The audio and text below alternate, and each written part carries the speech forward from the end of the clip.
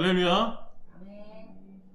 오늘도 하나님께서 우리 히즐라이프 처치의 예배를 기뻐 받으실 줄 믿습니다. 일주일 동안 잘 지내셨습니까? 네. 아이고, 요즘에 난리입니다. 난리예요. 네, 난리입니다. 지금 서울에서 300명 좀 안 되는 숫자, 그리고 경기 지역에 또 300명 좀 안 되는 숫자로 해서 이 서울 경기 지역만 하더라도 확진자가 굉장히 많이 나오고 있어요. 그래서 인도발, 델타 바이러스, 이제 변이와 신종 바이러스가 굉장히 어떻게 보면 이제 감염할 수 있는 감염률이 굉장히 높다고 하죠. 그래서 우리가 지금 이 시간 좀 더 조심해야 되지 않을까라는 생각을 하고요. 방심하면 안 될 것 같습니다. 그래서 저는 물론 또 하나님께서 은혜 주셔서 이제 백신 접종을 했고요. 실제적으로 저희 면역력이 있다고도 제가 알았지만, 그래도 밖에 나갔을 때는 그래도 여전히 남을 위해서 또 마스크를 쓰고 다니는데, 서로 배려하는, 한 번 더 배려하는 그 시간을 가지면 더 좋을 것 같다는 생각이 듭니다. 오늘 어제부터 장마가 시작되었어요. 장마가 시작되어서 비가 굉장히 내리고 있습니다. 많이 내리고 있죠. 어제부터 시작된 장마비가요, 새벽부터 지금까지 계속 이어지고 있습니다. 비가 내리는 것을 좋아하시는 분도 있고 싫어하시는 분도 있을 거예요. 어떠세요? 좀 비가 내리는 걸 좋아하십니까? 어떠십니까? 좋아하시는 분도 계시고 저처럼 싫어하는 분도 있을 겁니다. 왜냐면 저는 어렸을 때 비가 내리면 밖에서 나가서 놀지 못하기 때문에 비 오는 날을 그렇게 싫어했어요. 특히 소풍 가는 날 비가 오면 그 원망은 하늘을 뚫었던 것 같습니다. 무천시 이제 수업을 진행합니다. 그렇지 않습니까? 저는 거의 이제 비가 온 적은 없지만 한두 번 정도 있었던 것 같아요. 그때 정말 제 마음속에 그 쏟아지는 원망이란 정말 상상할 수가 없었습니다. 그래서 성인이 되어서도 그 마음이 계속 이어지는 것 같아요. 성인이 되어서는요, 활동하는데 방해를 받기 때문에 그렇죠. 어떻게 보면 불편을 감수하기 싫은 마음이 큰 것 같습니다. 또한 반대로 비가 내리는 것을 좋아하시는 분도 있어요. 비가 내릴 때 빗방울이 떨어지는 그 소리를 좋아하시는 분도 제가 봤고요. 비가 내릴 때 그 분위기, 풍경, 그리고 또 비가 내릴 때 그 냄새까지 좋아하시는 분이 있으시더라고요. 굉장히 공감하십니다.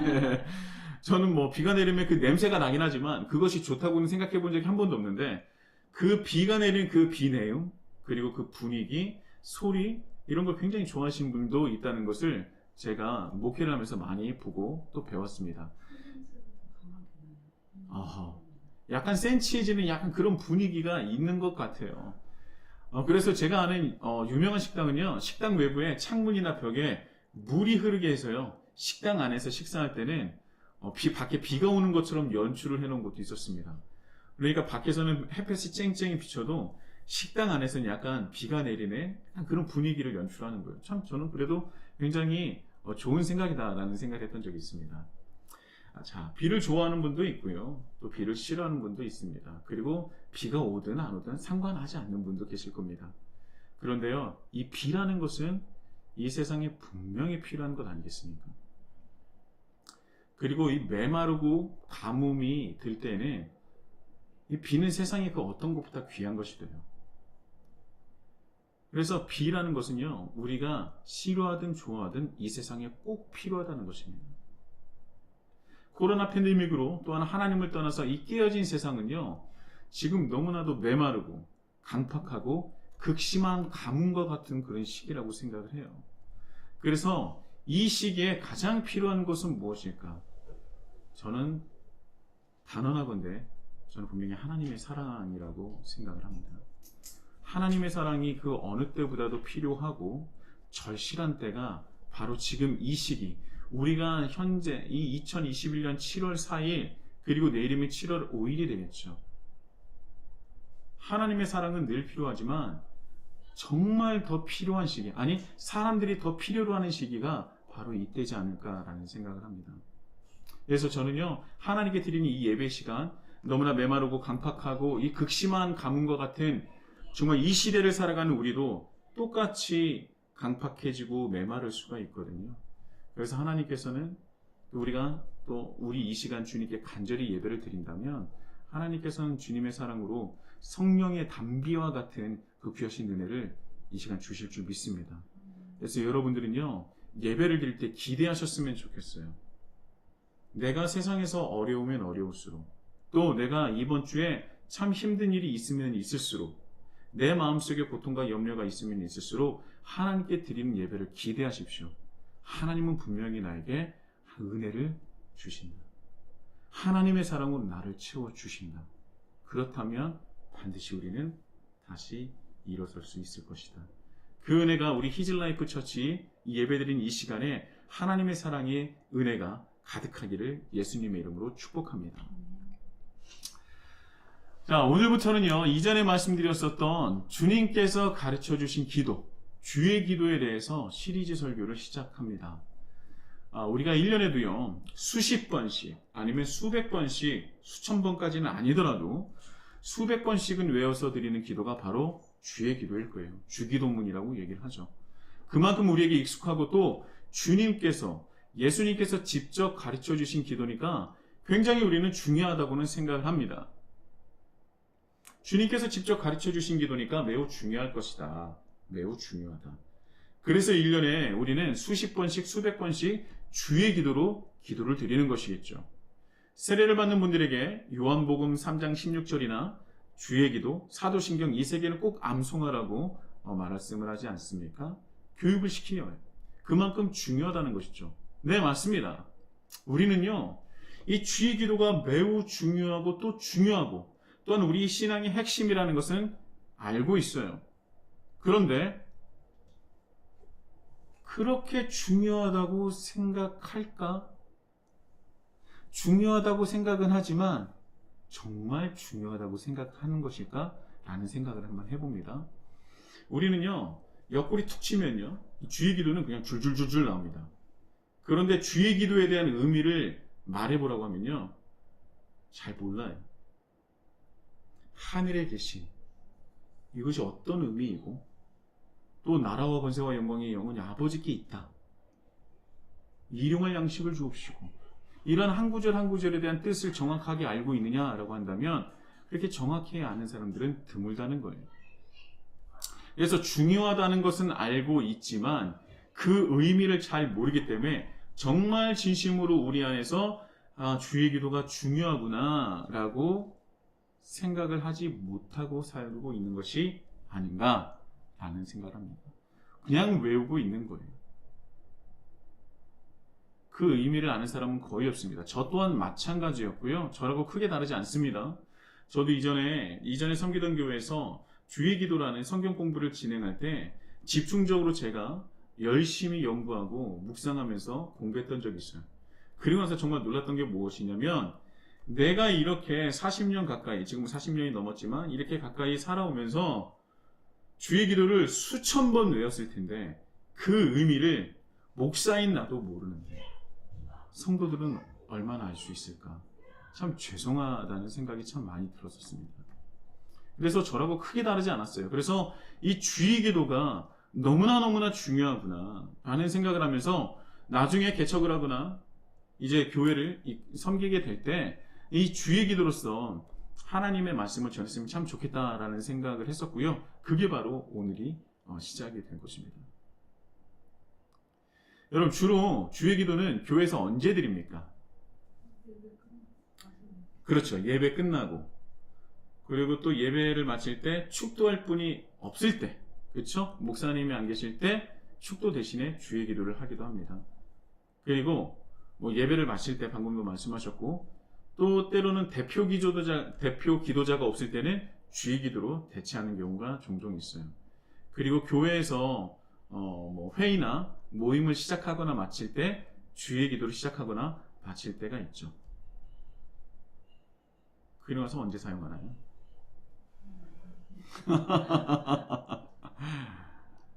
정말 많이 하는 것 같은데 정말 제가 이렇게 말씀드리니까 뭔가 좀 빠진 것 같은 느낌이 들지 않습니까? 제가 예전에도 설교를 해드린 적이 있는데 신학을 공부한 제 교회, 모교의 선배님이 계셨어요. 근데 그분이 이런 말씀을 하셨습니다. 권수야, 너 은혜 받고 싶니? 은혜 받고 싶다. 근데 제가 그 전에 불평을 했어요. 왜 불평을 했냐면 왜 선교단체는 저렇게 뜨겁게 예배를 드리고 뜨겁게 찬양하고 뜨겁게 기도를 하는데 왜 교회만 오면은 뭐가 이렇게 다 차갑고 메말랐냐, 왜 교회는 왜 이럴 수밖에 없느냐라고 제가 이렇게 불평을 했어요. 우리 교회를 불평했던 거죠. 청년 때, 대학생 때죠. 근데 그때 이제 그 선배님이 저에게 하셨던 말씀이 뭐냐면, 제가 은혜 받고 싶냐고. 나 은혜 받고 싶다. 교회에서 은혜 받고 싶다고. 그러면 네가 변해야 된다. 그리고 한 가지를 더 얘기했어요. 네가 변하면 네가 이때까지 그냥 아무 생각 없이 외우고 있었던 사도신경이나 주의기도문을 할 때마다 너는 눈물을 흘릴 수밖에 없을 거예요. 네가 사도신경을 모르고 주의기도를 모르고 예배가 아직 무엇인지 모르기 때문에 은혜를 찾는데 그 은혜는 너의 감정의 동요일 가능성이 참 많다라고 말씀을 하셨어요. 저는 그때 어린 마음이지만 뭐라고 대꾸할 수가 없더라고요. 왜냐하면 저도 몰랐거든요.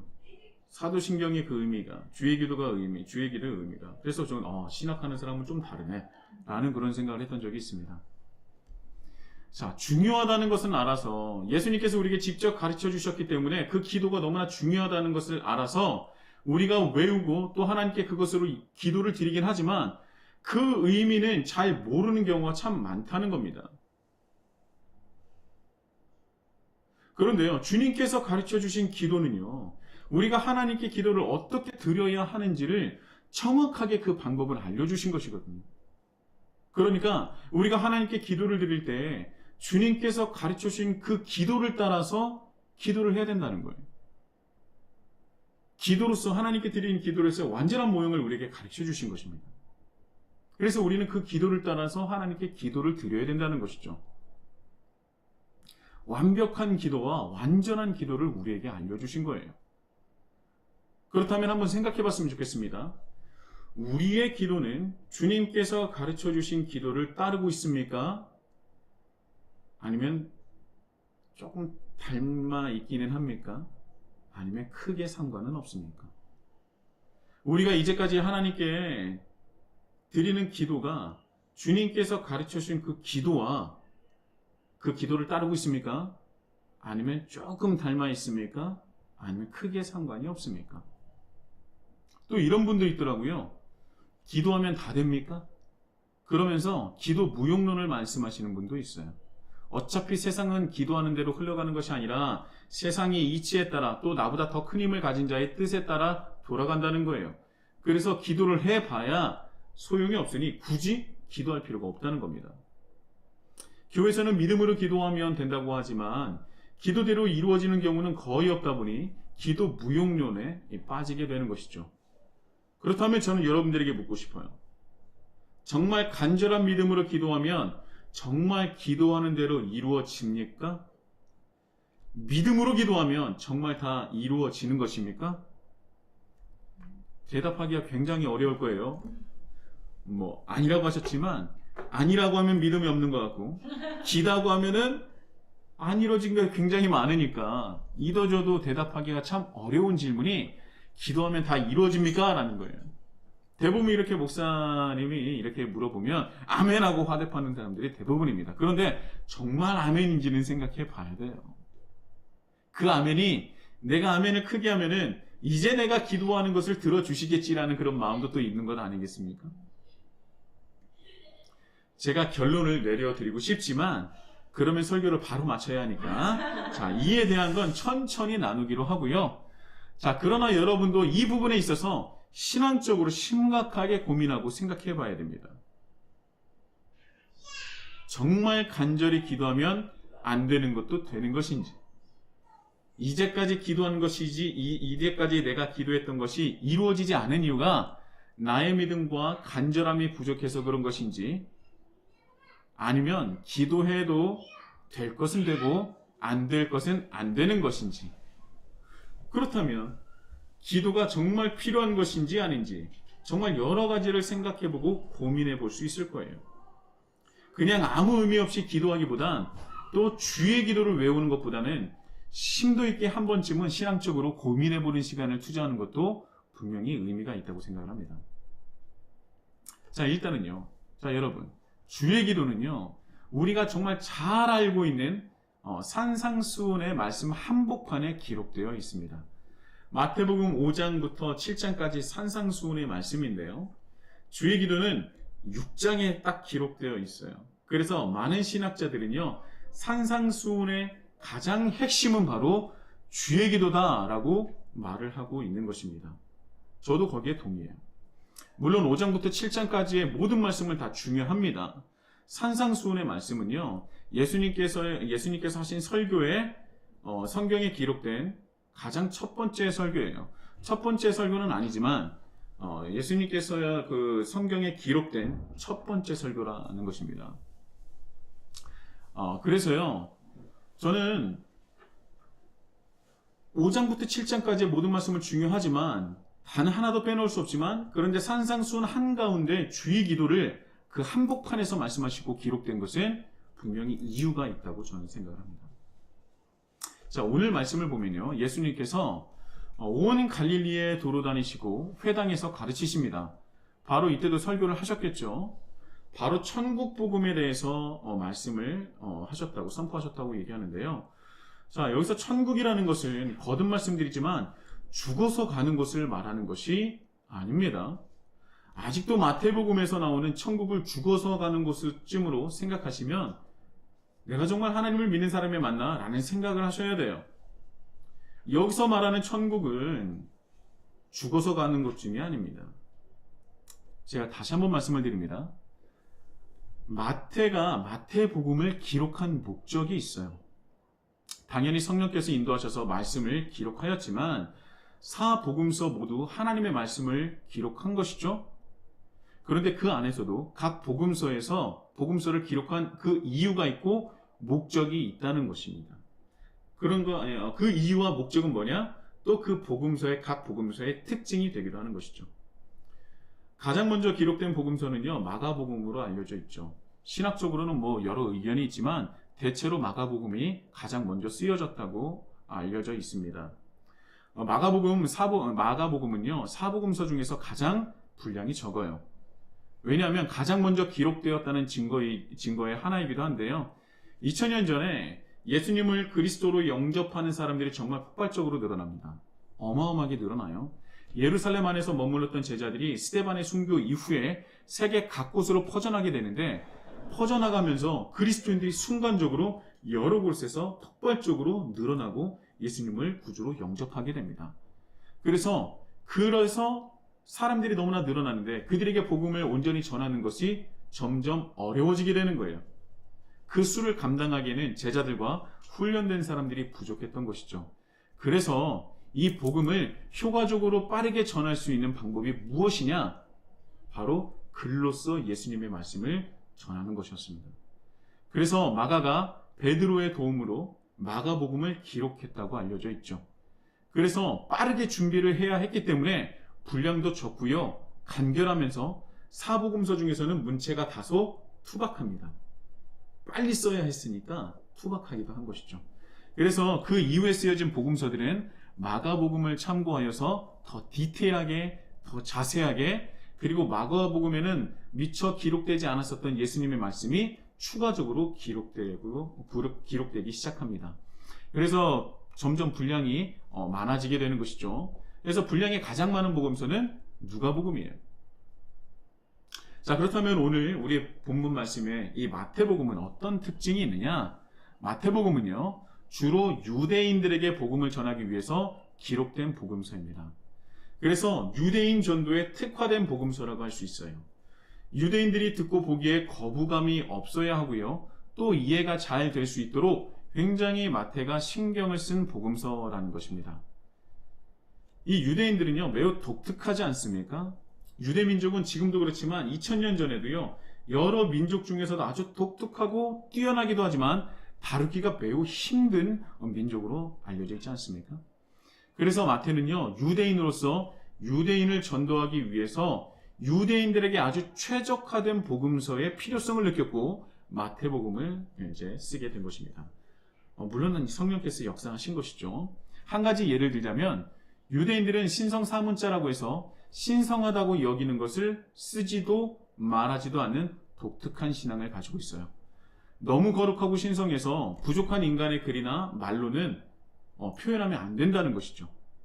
특히 하나님의 거룩하신 이름은 쓰지도 말하지도 못하게 하는 것입니다.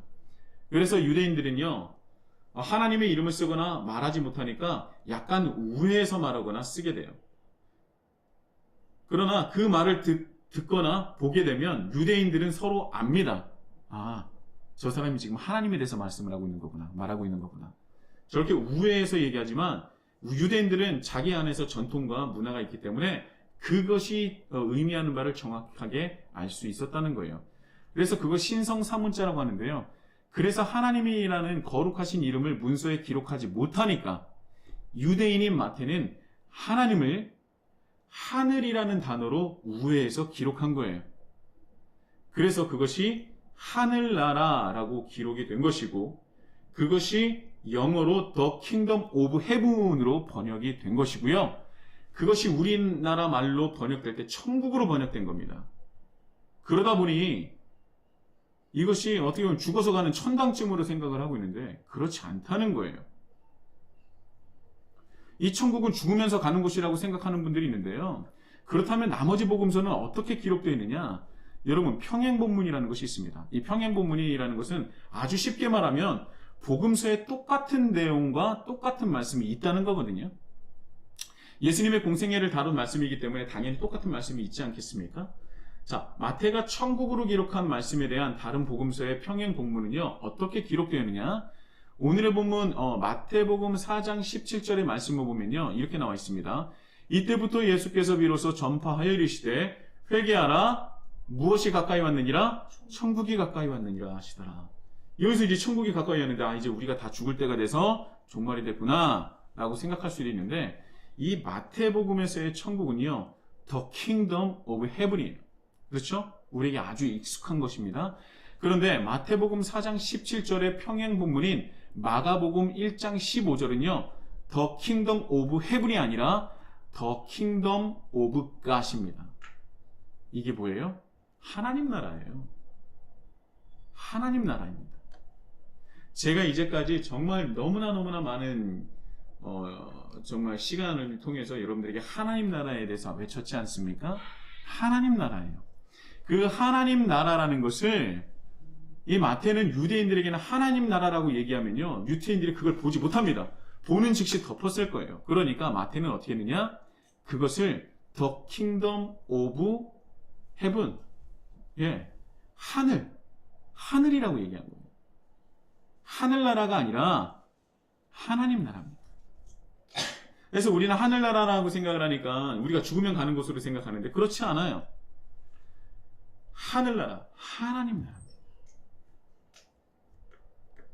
마가는요, 유대인들에게만 복음을 전하는 것이 아니라 예수님을 영접하는 모든 이에게 빠르게 말씀을 전해야 했기 때문에 당연히 예수님께서 직접 하신 말씀 그대로 Kingdom of the Kingdom of God으로 써놓고 바로 그 복음 전도에 열성을 다했던 것이죠.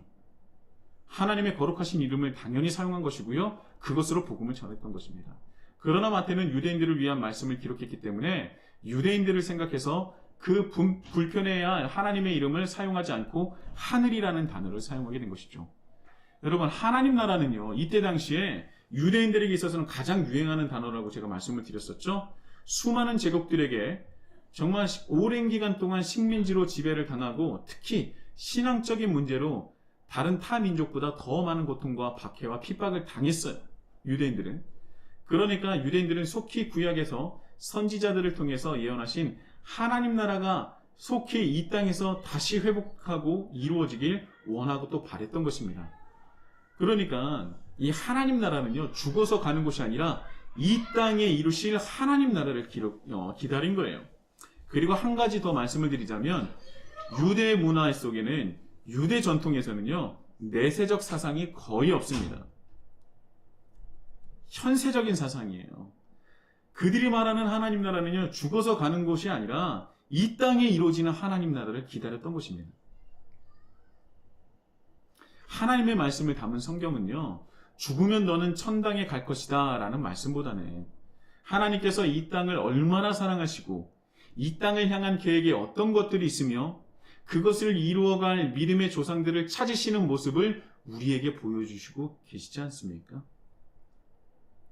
성경을 보면 너 죽으면 천국 갈 거야 라고 하는 그런 말씀보다 하나님께서는 이 땅을 얼마나 사랑하시는지, 이 땅을 향한 하나님의 계획이 어떤 것인지, 그리고 그것을 함께할 그 사람을 찾아서 그 하나님의 계획을 이루시게 하고 그를 도우시고 그에게 힘을 주시고 능력을 주시는 것이 바로 하나님의 말씀 아니겠습니까?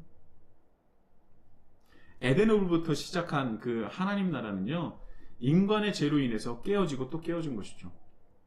그 이후로 하나님은 다시 하나님의 통치와 하나님의 정의와 하나님의 법이 온전히 이루어지는 자신의 나라, 하나님 나라를 회복하고자 하나님의 뜻을 따른 그 한 사람을 찾으시고 그를 통해서 하나님 나라를 회복해 가시는 그 여정을 기록한 것이 성경이라는 거예요.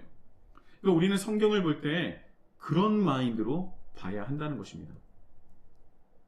자, 그리고 하나님 나라를 다시 시작하신 그 정점이 바로 예수 그리스도입니다. 예수 그리스도의 이 땅의 현신이 바로 하나님 나라를 완성하시고 다시 시작하신 그 정점의 사건이라는 것이죠. 그래서 예수님이 곧 바로 하나님 나라인 것입니다. 그런데요, 유대인들이 말하는 하나님 나라는 그 어떤 나라보다 강력한 군사력과 그 강력한 힘을 바탕으로 한 하나님 나라였어요. 모든 민족 위에 군림하는 하나님 나라를 원했던 것이죠. 내가 당한 만큼, 아니 내가 당한 것보다 훨씬 더 그 이상으로 내가 돌려주겠다는 그 마음이 그들 신앙 안에 들어가 있었던 것입니다. 그래서 물리적인 힘으로 하나님 나라를 회복하겠다던 수많은 메시아가 엄청나게 많이 일어났었어요. 나왔었습니다.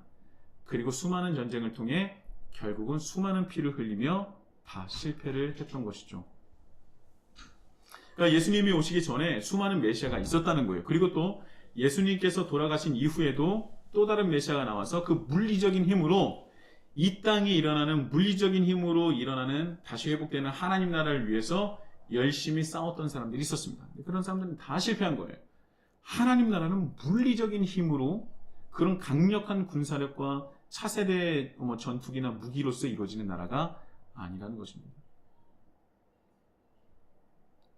자, 그런데요, 가짜가 아닌 진짜 메시아가 이 땅에 오셨는데 자신들이 원하는 메시아가 아니었어요. 어떻게 보면 자신들이 원하는 모습과는 완전히 정반대의 모습과 정반대의 방법으로 하나님 나라를 이루어 가시는 겁니다.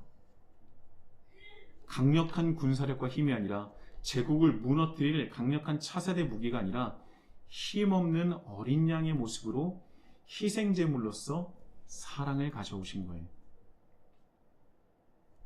그래서 복음서를 보면요, 2000년 전 그 시대를 살아갔던 유대인들의 하나님 나라와는 완전히 정반대의 모습으로 이 땅에 오신 것을 우리가 보고 알 수 있습니다. 그래서 그들은요, 예수님을 받아들이지 못하고 또 받아들일 수도 없었던 거예요. 자신의 생각을 바꾸지 않았기 때문입니다. 그리고 예수님의 말씀을 보면 볼수록 이 깨어진 세상에 얼룩져진 우리의 생각과 의식까지도 완전히 뒤바꿔버리십니다. 예수님께서 하신 말씀을 보면 볼수록 내가 일전에 가지고 있었던 생각과 개념과 그 모든 지혜라고 생각했던 것, 세상을 살아가는 이치라고 생각했던 것, 그리고 그 세계관이 완전히 뒤바꿔져요. 뒤바뀌지 않으면 하나님을 믿는 것이 아니라는 것이죠. 왜냐하면 예수님께서 그렇게 우리에게 말씀을 하셨기 때문입니다. 우리들의 세계관, 이전에 있었던 우리들의 세계관 자체를 완전히 전복시키신 거예요. 근데 방금 전에도 말씀드렸지만 하나님을 믿는다고 하지만 그러나 그 안에 하나님 나라는 없고 자신의 나라가 여전히 굳건하다면 글쎄요, 정말 하나님을 믿는 것인가는 우리는 다시 한번 생각해 봐야 된다는 것입니다. 내가 하나님을 믿는다고 하지만 하나님 나라가 아니라 내 나라를 만들어서 하나님께 내 나라를 이렇게 만들어 달라고 요구하고 그렇게 살아가는 것을 믿음이라고 생각한다면 과연 정말 그것이 온전한 믿음이자 또 하나님께서 원하시는 믿음일까는 우리가 다시 한번 생각해 봐야 한다는 것입니다. 여러분, 믿음은요, 하나님을 믿는다는 것은 내 삶 자체를 변화시키고 완전히 전복시키는 거예요. 완전히 뒤바꿔 놓는 것입니다. 그래서 그리스도인이 된다는 것은요, 하나님의 자녀가 된다는 것은 옛사람을 완전히 벗어버리고 거기서부터 시작된다는 거라고 제가 누누이 말씀을 드렸습니다. 이전의 사람, 즉 옛사람은요, 하나님 나라를 위해서 살아가는 존재가 아니라 나의 나라를 위해서 살아가는 존재였지만, 그래서 모든 생각과 모든 세계관은 나를 위해서 존재하고 나를 위한 것이었죠. 내가 공부하는 이유, 내가 결혼하는 이유, 내가 일을 하는 이유, 내가 친구를 사귀는 이유, 내가 살아가는 이유, 내가 먹는 이유, 다 내가 행복하기 위해서 했던 거예요. 나의 나라를 위한 것이죠. 그런데 하나님을 믿는과 동시에 그 모든 것이 완전히 뒤엎어지고 뒤바뀌게 되는 것입니다. 이제는 하나님과 하나님 나라를 위해서 살아가는 존재가 되는 것이고요. 하나님 나라 회복을 위해서 먹고 일하고 살아가는 존재로 바뀌게 된다는 것입니다. 이것이 믿음이고 신앙이에요. 이것은 절대 잊으시면 안 된다는 겁니다.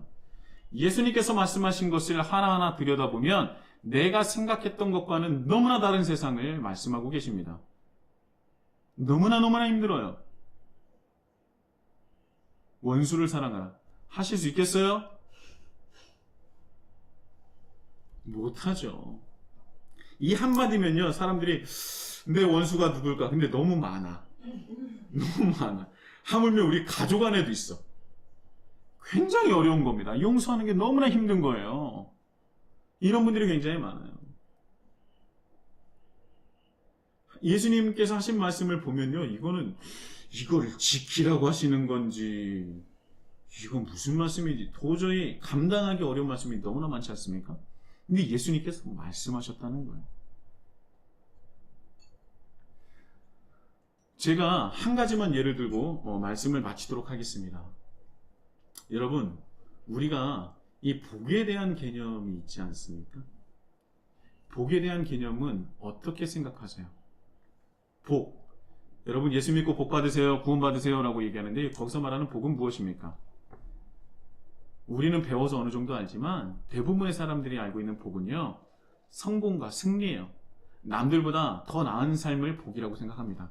남들이 없는 것이 있는 것, 남들이 이루지 못한 것을 내가 이미 먼저 이루는 것, 남들보다 조금 더 누리는 것, 남들보다 조금 더 많이 가지고 있는 것, 남들보다 문제를 빨리 해결하는 것, 이런 것들을 복이라고 생각하는 겁니다. 다다익선이에요. 돈도 많으면 더 좋은 겁니다. 그런데 어느 정도 더 많아야 됩니까? 내가 먹고 살 정도가 아니라 남보다 더 많아야 돼요. 그렇죠? 우리는 더 큰 집, 더 좋은 집에 살고 싶습니다. 근데 어느 정도로 좋고 커야 돼요? 남들보다 좋고 커야 되는 거예요. 어떤 차를 타고 싶습니까? 내가 원하는 차도 있어요. 분명히 있습니다. 그런데 남들보다 좋은 차를 타야지 좋은 차라고 여기지 않습니까? 차를 타면 탈수록 새로운 것을 원하고 더 좋은 것을 원하다가 나중에는 어떻게 되냐면 남들이 흔히 가지지 못할 차로 가잖아요. 그게 뭐예요? 남들보다 더 특별해지고 싶고, 남들보다 더 높아지고 싶고, 남들에게 이목을 집중받고 싶고, 그런 것 아니겠습니까? 내가 남들보다 더 나아야 하는 것들, 남들보다 조금 더 누리고 더 많이 소유해야 하는 것을 복이라고 생각을 하죠. 그것을 우리는 부정하지 못합니다. 그런데요, 산상수훈에 나오는 팔복을 보면요, 예수님께서 우리의 생각을 완전히 뒤집어 놓으십니다. 예수님께서 말씀하신 복은, 8가지의 복은요, 팔복의 시작은 바로 심령이 가난한 자는 복이 있나니 천국이 그들의 것이미요 라고 말씀을 시작하지 않습니까? 그리고 난 뒤에 이제 총 8가지의 복을 말씀하시는데, 여기서 천국은, 자, 하나님 나라라는 것을 알고 계시죠?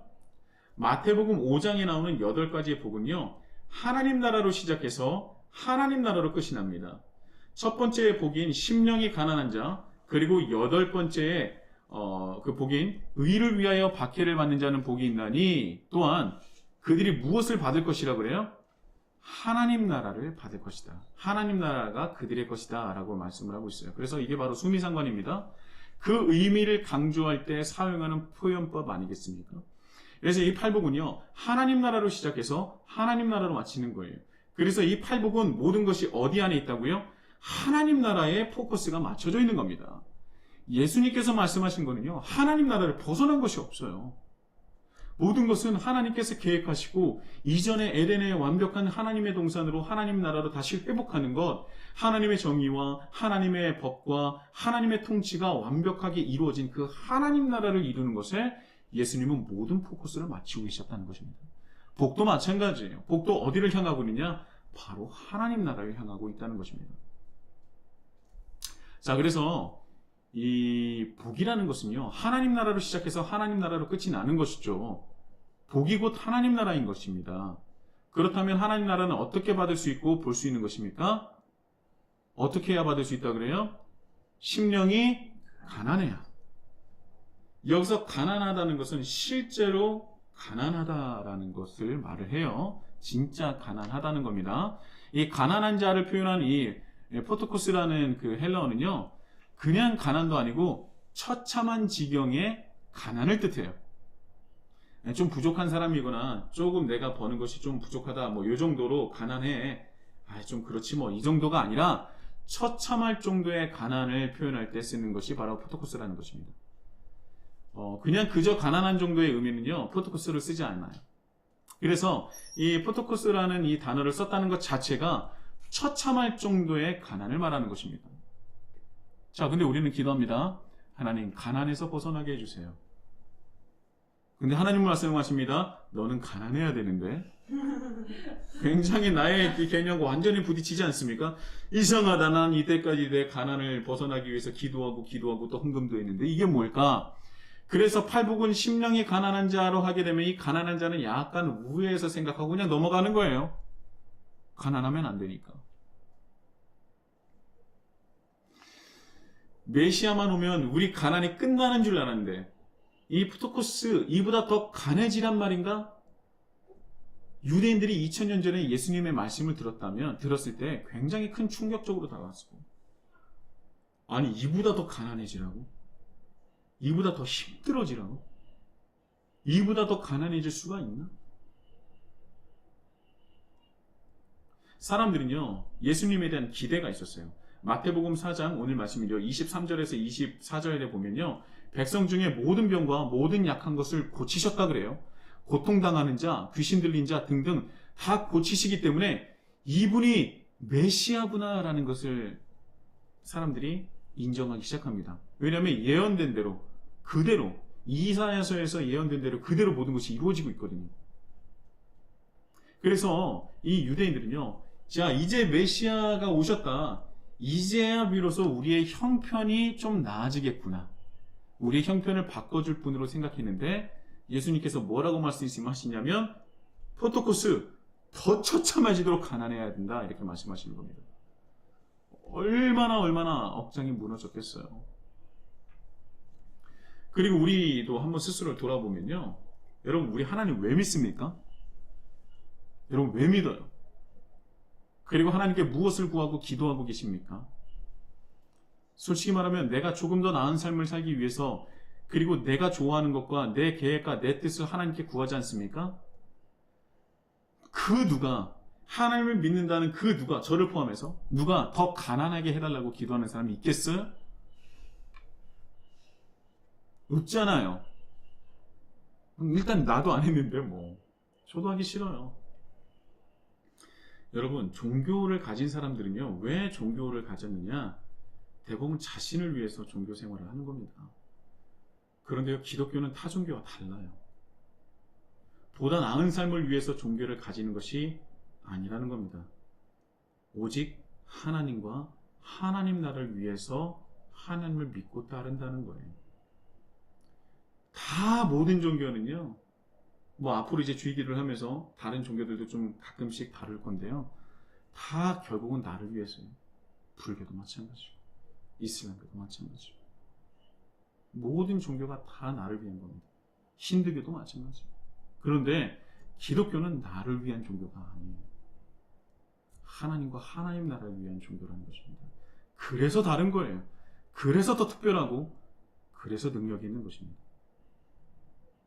예수님의 말씀을 한번 보세요.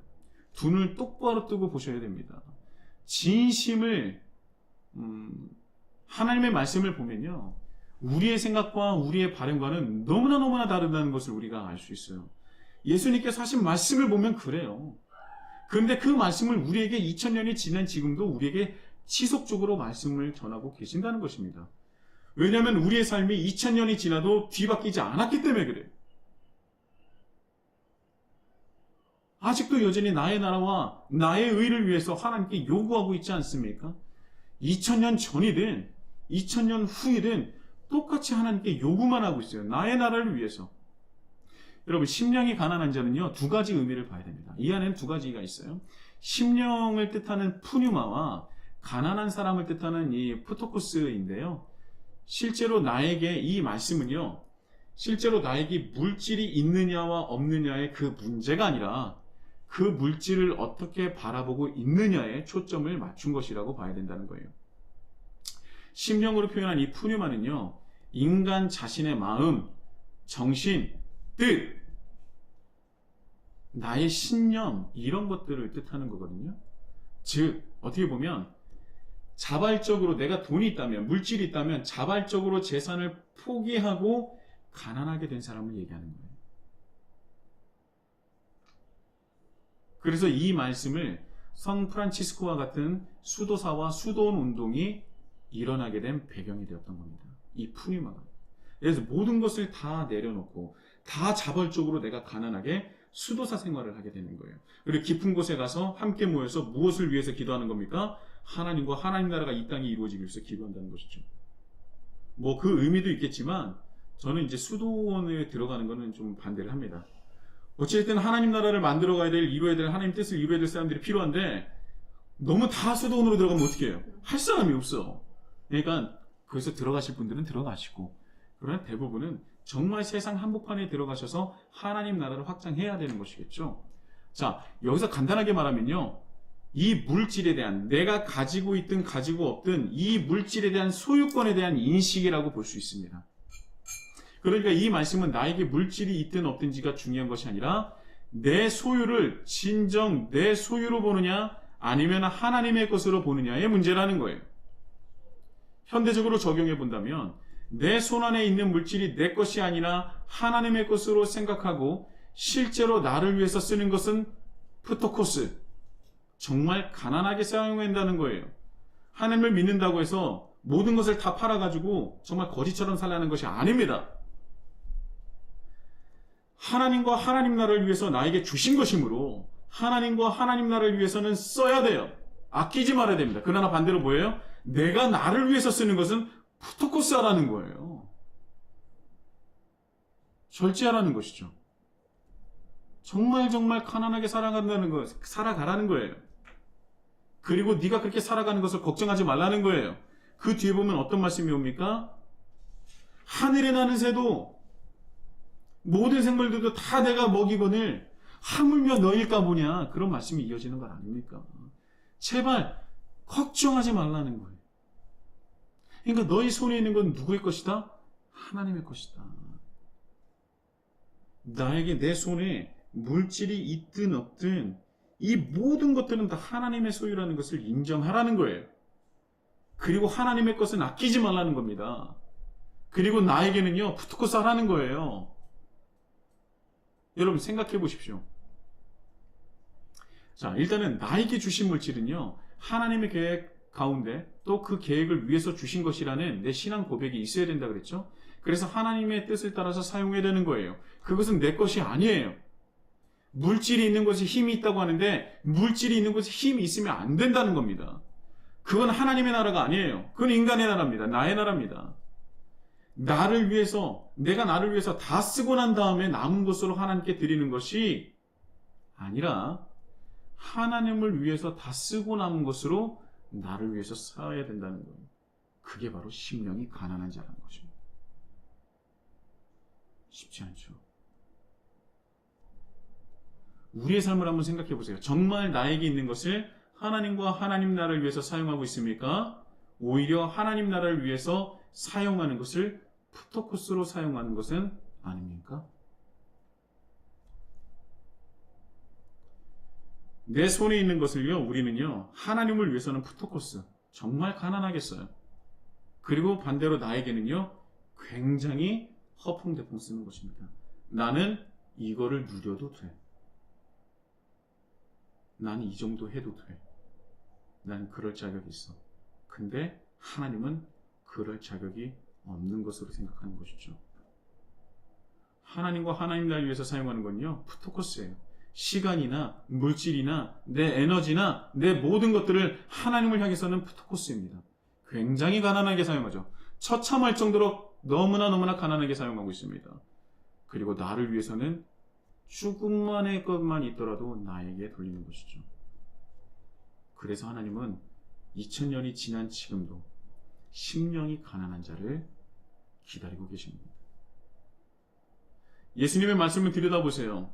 말씀하시는 복이 어떤 복인지, 그리고 내가 생각하고 있는 복과는 얼마나 단지를 한번 보시기 바랍니다. 하나님의 말씀이 온전히 보이고 느껴질 때 정말 우리는 그때야 비로소 그리스도인이라 할 수 있을 것입니다. 앞으로 우리가 주님이 가르쳐 주신 그 기도, 그 완전한 기도를 말씀으로 우리는 은혜를 나눌 것입니다. 그 이전에 우리는 내가 가진 세상적인 개념들, 생각들, 세계관들을 먼저 버리고 부셔버려야 돼요. 그리고 깨어진 세상의 일부분으로 살다가 어느새 세상적인 생각과 세계관에 잠식된 우리의 그 변질된 신앙을 어서 빨리 벗어버리고 온전한 복음으로 다시 받아들이고 회복되어야 할 것입니다. 방금 전에도 말씀드렸지만 하나님은 2000년 전에도 우리를 기다리고 계세요. 동일하게 똑같이 우리를 기다리고 계신 겁니다. 구약 성경에 수천 년을 기다리신 그 하나님이 지금도 우리를 찾으시며 기다리고 계신다는 거예요. 아직까지도 나의 나라를 외치고 계십니까? 아직까지도 하나님 나라가 아니라 나의 나라를 하나님께 구하고 또 그것이 믿음인 양, 기도인 양 드리고 계십니까? 하나님에게는 푸토코스 너무나 가난하게 드리지만 나에게는 아직도 있는 것 없는 것 다 나를 향하고 있지는 않습니까? 여러분, 하나님의 기다림과 부르심에 응답하십시오. 그리고 이제는 더 이상 하나님을 기다리게 하지 마세요.